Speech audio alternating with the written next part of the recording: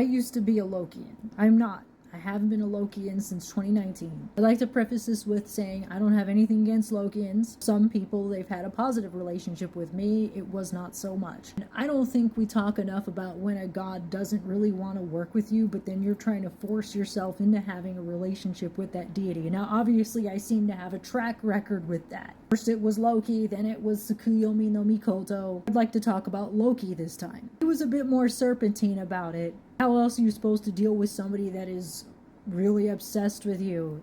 So I remember when I met the mentor, how I met her was I asked Loki, I want to meet a Loki, and that is a woman that has like similar feelings that I do about you and that understands these feelings, and I want it to be in person. And then days later I go to a pagan event and I happen to sit at a table and there's this woman loudly talking about Loki. And then, of course, after all was said and done, I felt like I kind of had been abandoned by him or punished by him because some of the crazy dreams that I had after, and maybe some might say that it might have been associated with the trauma of what had just happened, but I seriously had a dream where I had been thrown into a tree that was in front of our apartment, and I had barbs sticking out of a part of my body with no memory of something that had transpired just before that. I just know it was terrible. No details. That tree got chopped down, by the way. And then I watched as she always seemed to get so much support, not only from our community, but from him. Meanwhile, when I was starting to set up like all my art pages and stuff, I was lucky to get anybody to care about it. Like, I was really struggling. Then all she had to do, if she ever wanted anything or needed anything, all of a sudden I'd see a GoFundMe going around because our community still supported her. So I'd see the GoFundMes. One of them, I kid you not, was for $700 so she could get a Bengal cat.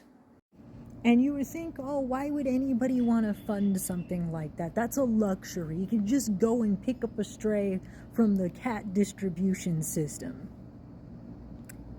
Somebody showed me a picture of one of her cats with the Bengal cat. Meaning the bitches fucking funded the Bengal cat. And all she had to do was ask. Or maybe do readings. But people cared.